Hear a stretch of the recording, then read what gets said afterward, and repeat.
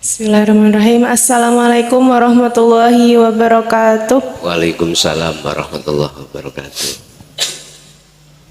Matur suwun Gus sampun memberikan kesempatan kepada saya untuk menanyakan sebuah hal. Sebetulnya saya itu beberapa kali mendengar sebuah istilah bertemu Allah. Bertemu Allah ini yang masih membuat saya bingung sebagai orang awam, Gus. Tarafnya masih syariat nggih, Gus. Nggih. Saya pernah mendengar, membaca sekilas bahwa ketika perjalanan Isra Mi'raj itu, ketika Nabi sampai di Sidratul Muntaha, beliau menerima perintah sholat 5 waktu. Ketika sampai di rumah, Aisyah, istri beliau bertanya, mohon koreksi nggih Gus apabila saya keliru. Aisyah radhiyallahu anha bertanya kepada Rasulullah, ya Rasulullah, seperti apakah atau bagaimana rupa Allah? Mohon keliru lagi kalau saya salah mengatakan ini. Terus Rasulullah menjawab, bagaimana mungkin aku mampu, dia itu cahaya di atas cahaya. Yang saya bingungkan, bahwa Allah itu huwa kamislihi syai'un, laisa kamislihi syai'un. Nah, dicocokkan dengan pernyataan jenengan bahwa kita bisa bertemu Allah itu seperti apa maksudnya? Di dunia ini maksud saya, bagaimana kita bisa bertemu dia? Sedangkan saya belum tahu, masih abstrak gitu Gus. Ya, karena masih penasaran jadi saya tanyakan ke jenengan. Dan saya juga, kemudian Gus tambahan, pernah mendengar lagi bahwa di surga itu kenikmatan tertinggi adalah melihat dia, segala tirai disingkap. Dan yaitu dengan pernyataan jenengan tadi membuat saya bingung. Mohon penjelasannya nggih Gus. Ngapunten ingkang kathah, matur suwun. Wassalamualaikum warahmatullahi wabarakatuh. Waalaikumsalam warahmatullahi wabarakatuh. Nurun ala nurin yahdillahu linurihi man yasha. Berkenaan dengan rupa Allah, itu tertuang di dalam surat An-Nur ayat 35, utawi cahaya di atas cahaya. Iki di dalam tafsir muhakamah tidak ada yang bisa menjawab. Memang bukan kapasitasnya. Kapasitasnya, jawabannya ada di hakikat makrifat, baru di situ diurai. Apa sih nurun ala nurin? Niki kula gosok saged Pak nggih? Oke.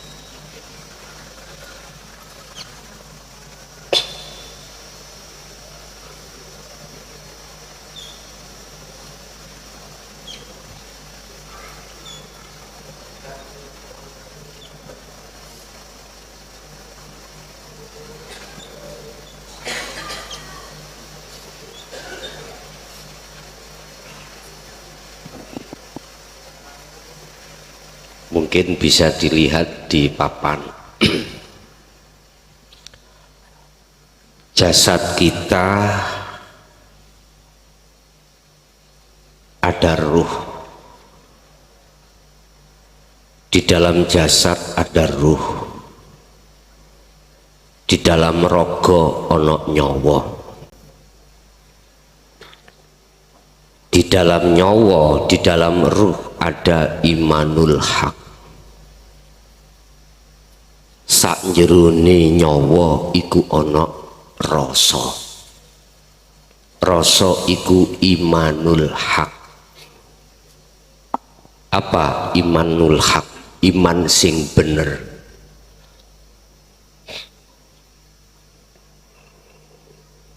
Itulah yang disebut ihsan. Islam, iman, ihsan. Tondone, tandanya manakala dalam hati jenengan ini ada satu keimanan bahwasanya apa yang muncul dan timbul itu sumbernya dari urip, dari Allah. Berarti hati jenengan imannya benar. Berarti rasa ning ati sampean iki muncul. Apabila ruh ini sudah gandeng terhadap imanul haq, disebut ihsan, maka Allah itu akan mendatangkan nur makrifat, cahaya. Sak jerone rasa iku ana cahaya, sak jerone cahaya iku ana urip. Wis tak padhokno nanggone ilmu sejati. Ketika rasa atau imanul haq, ihsan itu sudah terbangun, otomatis cahaya makrifat iku ditekakni Allah, didatangkan Allah, dinyalakan di dalam jagatnya hati.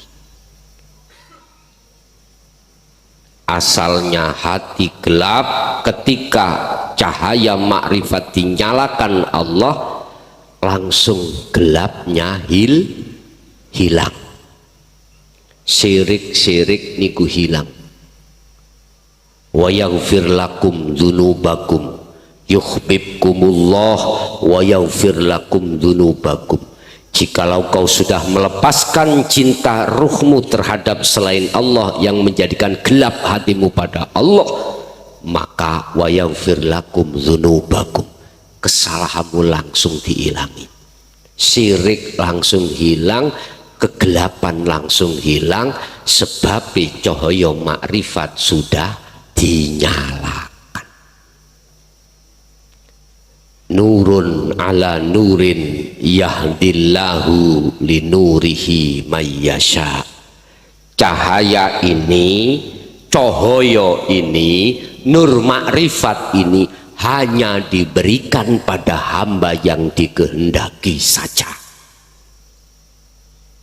bukan karena nasab, bukan karena status fisik, tidak. Siapa mayyasha?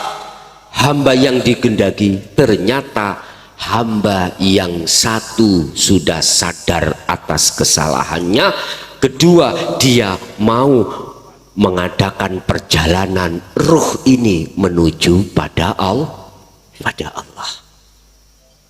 Tentunya ruh ini selalu mengasah zikir rasa, imanul haq, terus menerus. Akhirnya dikatakan bertemulah dia pada Allah. Pertanyaannya adalah apakah ruh yang tadinya disebut makhluk itu bisa bertemu Allah seperti pertemuan dua hal? Inilah saya berpesan terhadap saudara saya di Kejawen, ada istilah manunggaling kawula Gusti. Umpama sing salah paham tak lurusno. Yang disebut bertemu adalah la yarawna li anfusihim syai'an bal yusyahiduna annal fa'ila huwallahu ta'ala. sudah tidak lagi wonge iku ngaku-ngaku iso ketemu. Artinya selain ini di dalam hati sampean sudah nggak ada. Selain ini berarti dunia.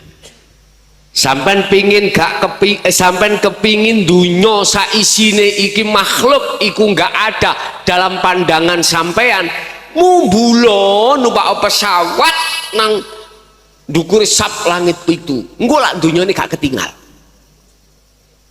Mboten enten. Iki bahasa logika. Jenengan harus tinggalkan dunia, harus tinggalkan makhluk. Berarti yakfur bitawuti wa yu'min billah. Lewat mana? Ya lewat rasa tadi. Bukai di situ. Jadi bukan roh ini bisa melihat wujudnya Allah, bukan. Roh iki fana. Semuanya fana, Pak Bu, hilang semuanya. Ini wis gak ono jeneng entek.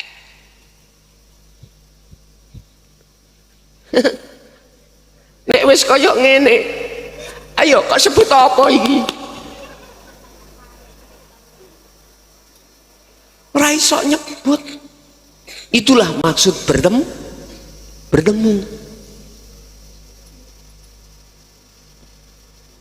Itulah letak kebahagiaan yang di situ, anteng.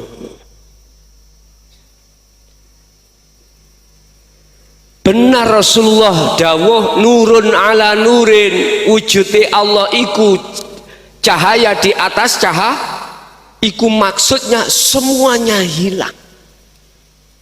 Mana sih cahaya di atas cahaya? Ya setrum iku bahasa niki. Lah cahaya itu lampu bisa menyala sebabnya dari setrum. Cuman mengapa banyak manusia itu mau kok bilang padang itu sebab dari cahaya ini? Jarang cara kita itu ingat kalau padangnya ini menghilangkan gelap ini. Setrum gak mungkin.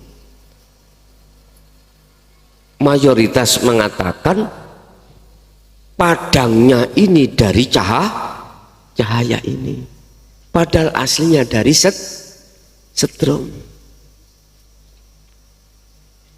Gak percaya paten ono desele. Setrumnya lah hilang. Wis. Nek sampean jikalau Anda ingin tahu bagaimana wujudnya setrum, ya jepokan kabel iku sing muda iku. Baru terasa dalam diri Anda tidak punya daya upaya, la haula wala quwata illa billah. Ora percaya gak usah sak jam, 5 menit gosong.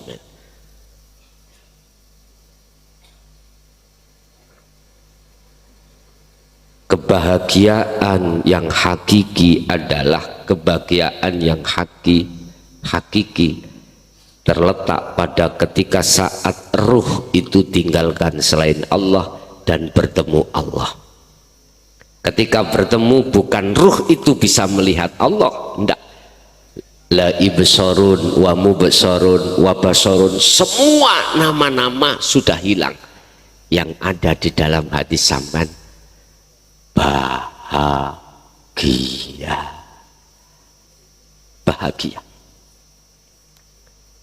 Saya nggak bisa berpikir, Pak. Ndasku itu pedot. Tatkala ada yang memperkosa ajaran ini, rasanya gak iso mikir. Padahal sadar mereka itu bahwasanya idza jaa ajaluhum la yastakhiruna sa'ah la yastakhiruna sa'ah wa la yastaqdimun. Pasti dia akan suatu saat ngalami satu kematian. Tatkala itu datang, dia tidak akan pernah bisa diundurno dan dijokno. Sebetulnya sadar, sebetulnya, tapi mengapa kok gak sadar? Sadar. Wis, jawabannya mau situ. Karena hati kita masih dalam penjajahan hawa nafsu. Hanya itu sebetulnya itu. Makanya kita harus merangi nafsu itu tadi. Jadi benar, kebahagiaan yang hakiki adalah pertemuanmu terhadap Tuhanmu. Itu yang disebut bertemu, bukan makhluk bisa melihat Allah wujudnya, enggak. Yang bisa melihat Allah wujudnya Allah sendiri. Setelah kefanaan dirimu sebagai makhluk dan makhluk yang lainnya sudah tiada dalam pandangan hatimu, baru itu disebut bertemu. Yun sewu, kalau saya bahasa istilahkan, mengapa laki perempuan belum mengucapkan ijab qabil tu nikahaha wa tazwijaha bil mahril mazkur. Jangankan memegang, melihat saja hukumnya haram. Nah gitu dah, bila mana tidak ada muhrim. Tapi mengapa hanya gara-gara ngucap qabul lila qabil tu nikahaha. Jangankan melihat, dalam syariat itu Pak, demok ai berapa derajat yang ngoten. Terus bahkan hajat podo sampai mateni wong kafir pirang ewu niku. Keterangannya kan ngoten. Apa? Ini maksudnya Pak, segala perbuatan kita selama belum makrifat pada Allah mingkol bin zahidin asli ini ditolak oleh Allah. Husnul a'mali nataiju husnil ahwal. Syekh Ibnu Athaillah di dalam kitab Hikam, bagusnya laku diterima Allah secara fisik ikut tergantung sumber buah keadaan hati sampean kemana. Kalau hati condong makrifat pada Allah mingkol bin zahidin mesti diterima. Tapi kalau tidak mingkol bin rohibin mesti ditolak. Pun ada di situ. Jenengan sebagai seorang laki si A, jenengan sebagai seorang istri B, ketika sudah akdun nikah jeneng iku silang, diganti jenenge garwa sigare nyoh, suami istri, bahasane ngoten. Wis kalau di situ tidak dioyak-oyak hansip Pak jenengan. Coba jikalau belum ada akdun nikah, apel, ngerti apel nggih? Pulangnya terlalu lama aja Pak RT, Pak RW, hansip teko godak. Sama dengan itu. Ditolaklah perbuatan kita di mata Allah karena belum akdu nikah ketemu terhadap Allah. Itu. Jadi Mbak, yang disebut bertemu itu setelah keakuan jenengan di dalam hati jenengan itu sudah tiada. Kalau jenengan yang melakukan alias jenengan merasa menjadi patung, maka itulah tanda pertama bertemu. Anda sudah gak ada. Yang ada di dalam hati jenengan bergemuruh akunya Allah. Kalau dibahasakno gampang ngoten, akunya Allah. Innani anallah la ilaha illa ana. Sesungguhnya aku iki adalah Allah dan tidak ada Tuhan yang wajib disembah kecuali aku. Fa'budni, sembahlah aku. Wa akimi as-sholah, tegakkanlah sholat untuk mengingatku. Muhammad, aku tidak akan ngutus utusanku sebelum kamu dan kamu termasuk kecuali harus mengemban ajaran ini untuk kau sampaikan terhadap umatmu. La ilaha illa ana fa'budun. Ini kiba. Makanya kula mboten saged mikir kalau ini diperkosa berabad-abad.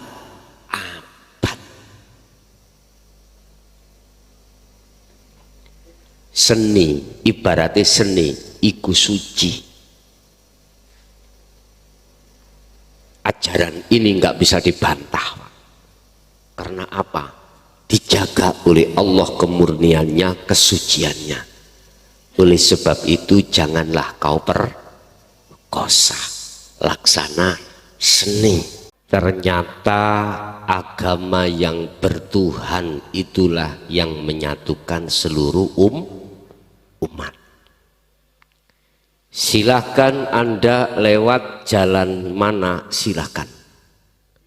Kalau sudah sampai pada tujuan, nggak ada yang gegeran. Fanatik-fanatikan nggak pernah. Kau tidak akan pernah mengkafirkan orang. Tidak pernah kau akan menyesatkan orang. Kalau sudah di titik nol pun. Oleh sebab itu, dengan diturunkannya ajaran dinut tauhid, ajaran sejati ini, itu sebetulnya untuk menjadikan hati manusia itu tidak khilaf atau saling mengklaim bener dewe. Wis nek wis mlebu ana kono wis gak gegeran. Kalau sudah disampai tujuan di sini, sing pakai sepeda ya wis gak fanatik, sing pakai mobil ya wis gak fanatik. Enggak, karena sudah di tempat sini. Waktu di jalan tadi si gegeran, enak sepeda gak macet, enak mobil gak kudanan. Tapi kalau sudah nyampe di sini, endi mobilmu? Di sepedamu kok sendek nol, kau tinggalkan ini. Sampai nikmat di sini, bahagia bertemu dalam satu tujuan. Nggih, mungkin ada lagi.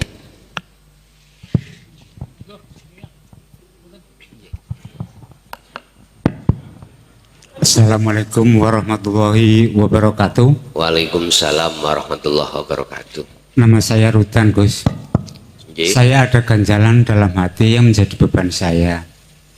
Semenjak keberangkatan saya untuk sampai di sini, saya naik kendaraan kuda.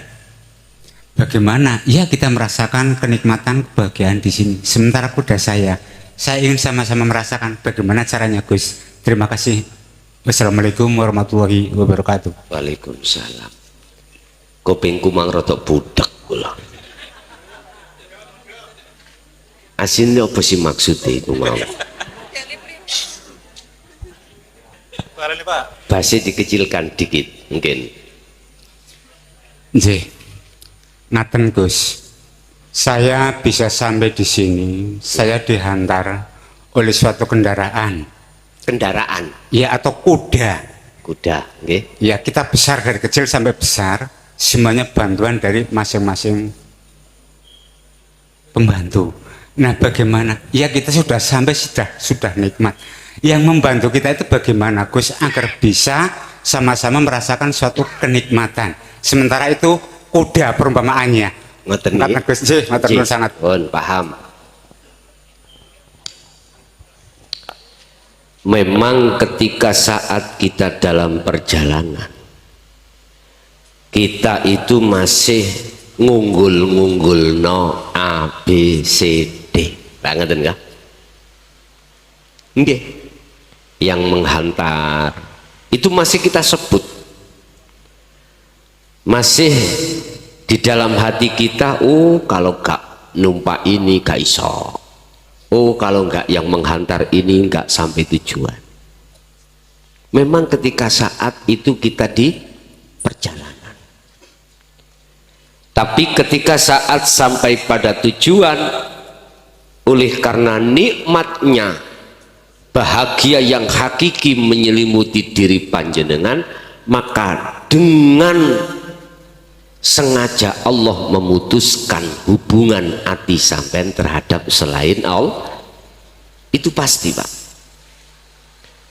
Semakin kau berjalan ke arah barat, maka semakin jauh arah timur yang ditinggal otomatis.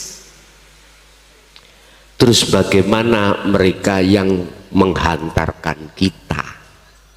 Bagaimana?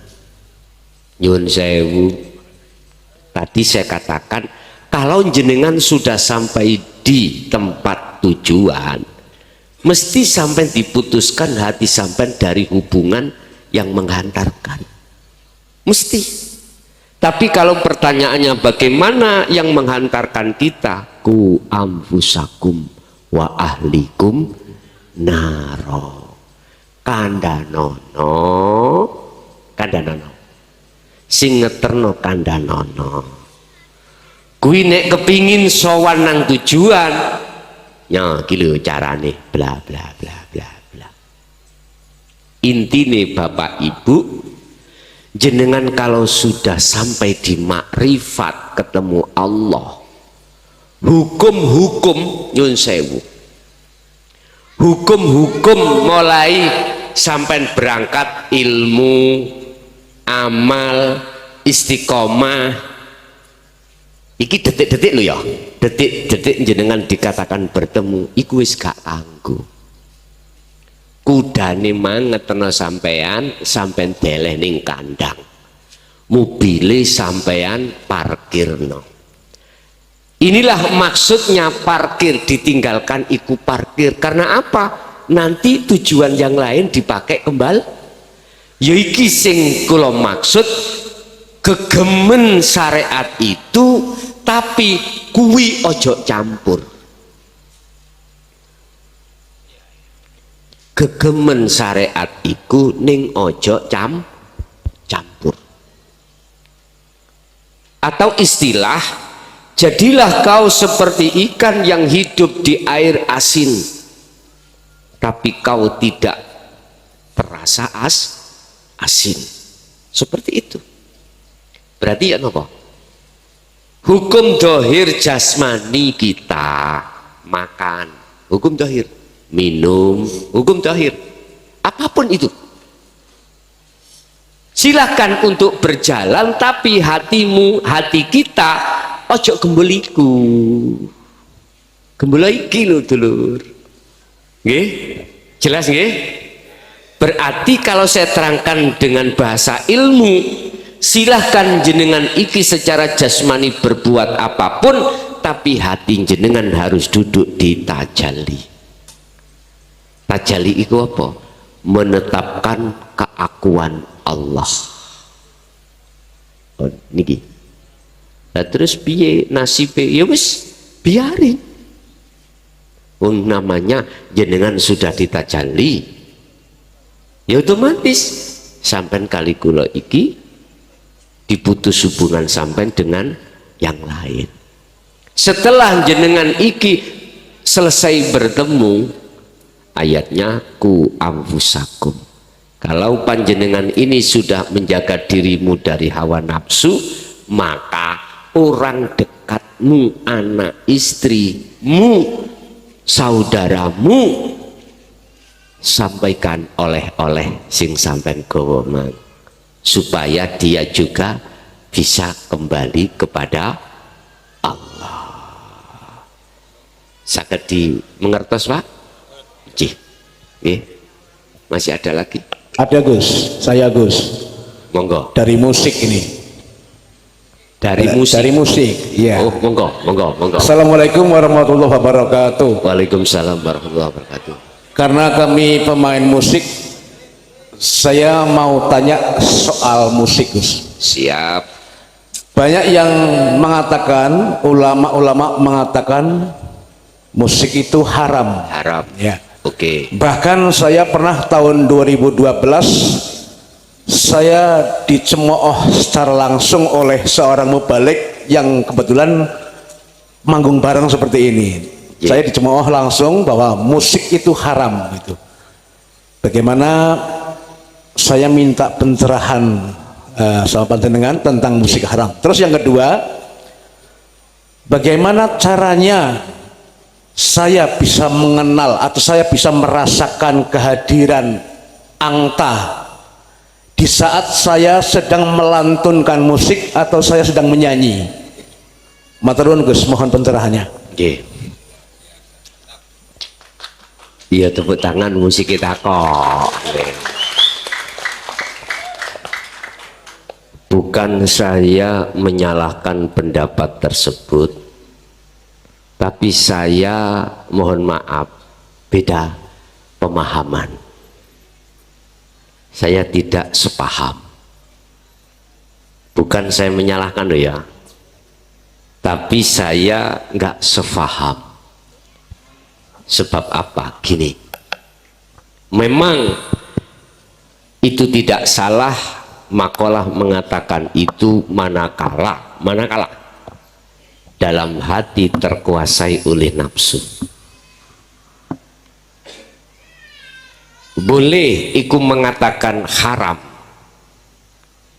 manakala sumbernya hati kita terkuasai hawa nafsu. Terus opo bedane nyun sewu, saya melantungkan Al-Quran dalam tanda kutip kiroah nih, awenak, terus hatiku ujub. Apa bedane? Jawaban sing mengharamkan mang lu, jawaban coba gimana? Musabaqah tilawatil Quran diadakan tidak hanya secara RT, bahkan dunia. Enak-enakan suara, tapi di dalam hatinya ujub. Apakah itu tidak haram?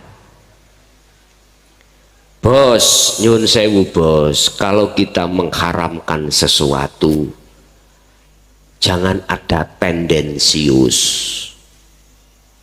Jangan. Mohon maaf, secara syar'i saya maklumi. Karena apa? Karena mereka mengatakan itu sumber munculnya nafsu dalam diri kita. Nggih, omane sing menyanyi wong wedok. Waduh. Apalagi biduan itu setelane ndukure dengkul. Wah. Apa maneh ngarepe kena gawe centelane iki ya. Kiai ngiler langsung.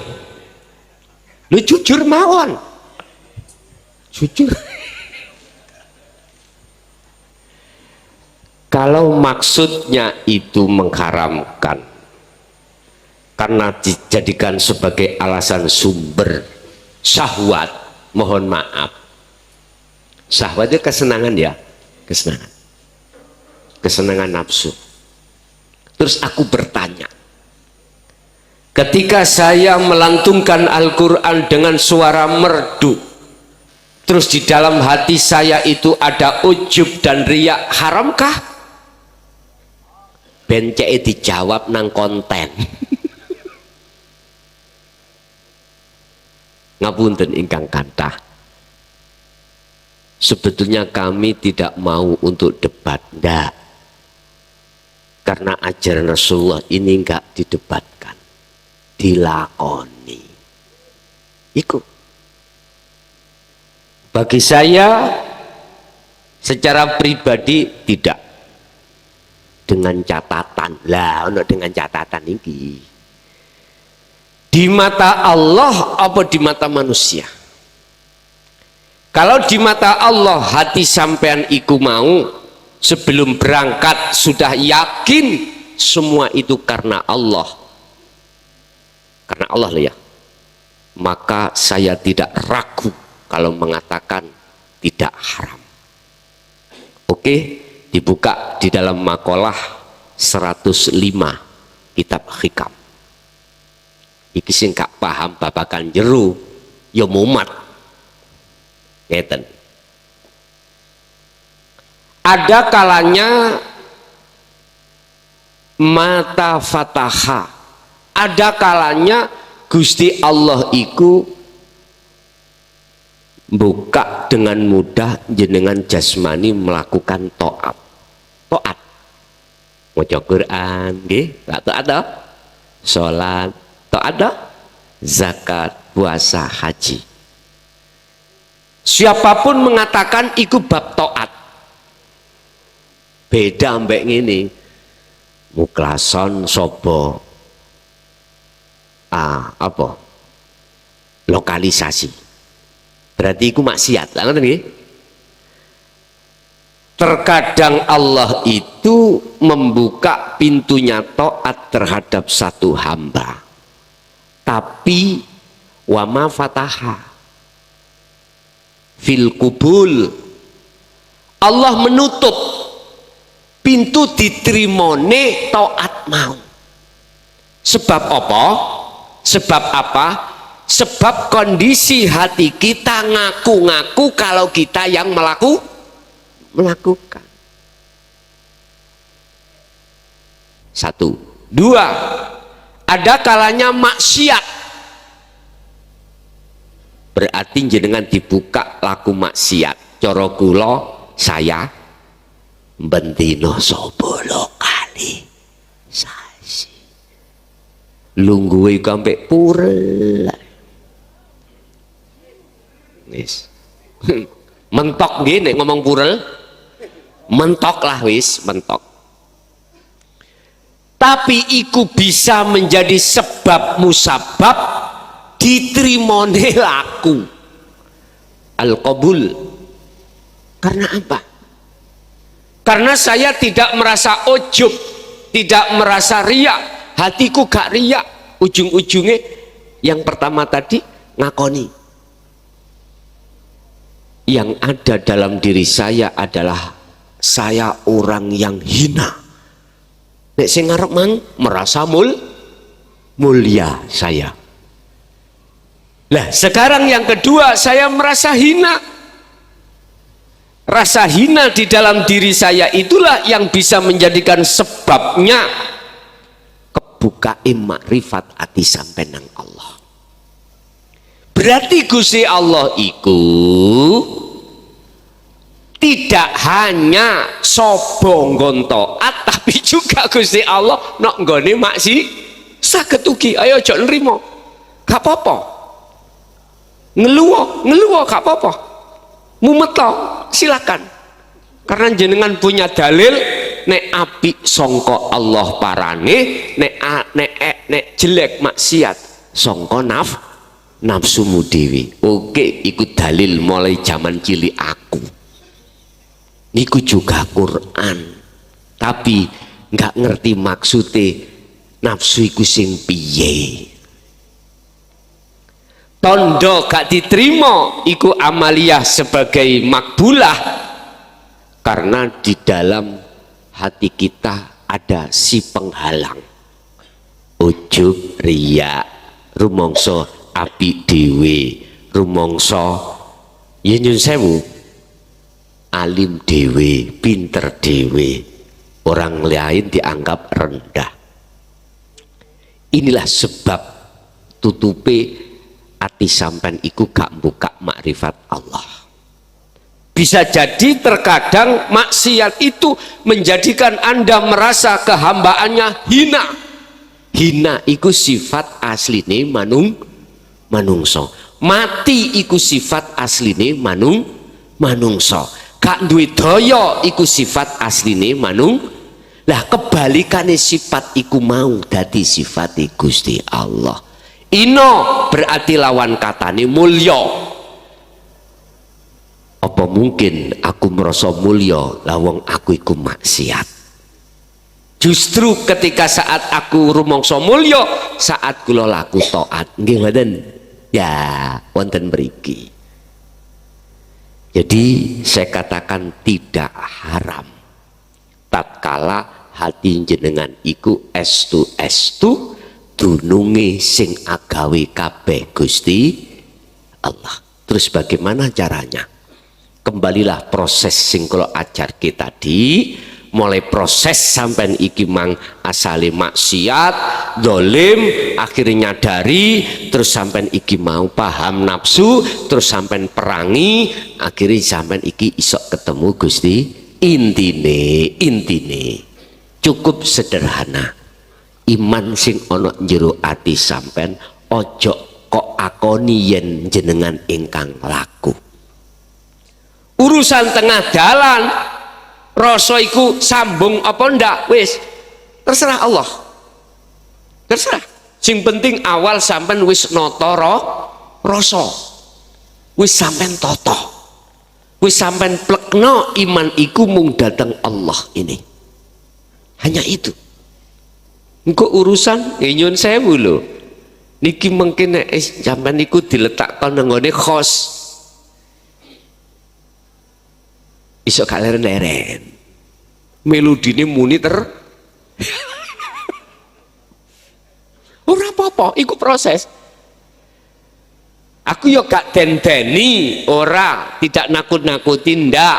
Manakala Allah meletakkan di khos, nanti terjadi seperti itu. Jadi lagu ini tahu terus gak mari-mari, enak aku rokok under. Tapi lewat sistem sing diajarkan iki mboten. Akal sampean bisa nyaut dengan urusan taktik bermelodian, tapi hati sampean iku lepas keakuan diri yang melakukan. Akhirnya akune Allah pun monggo sampean anuna, sampean apa jenis sampean latih iku mau. Mboten nggih? Nggih. Jam 12 kurang 10 menit. Terus pundi pengurus panitia? Lho kula manut mawon. Sampun nggih? Nggih pun. Heeh. Kula dhisik dadi manten biyen iku dongaku mok ngene. He bengi ndang teko. Iku nek waktu awan. Waktu siang saya berdoa, he bengi ndang teko, awan ndang nyingkriyo. Ketika sudah datang malam, hei malam, kamu jangan tinggalkan aku yang lama malamnya. Subuh ojo teko dhisik, Bu, subuh. Bahasa tak kasarno, he tamu ndang minggato. Iku syair lho ya, syair. Mboten guyon cah. Sampeyan cek mboten jenuh ngoten maksud kula. Pun Bapak Ibu, monggo kita tutup doa dengan suratul Fatihah. Mudah-mudahan apa ilmu yang telah diberikan Allah dalam malam hari ini estu betul-betul menjadi satu ilmu yang bermanfaat bagi kita dan keluarga kita ila yaumil qiyamah. Lahumul Fatihah.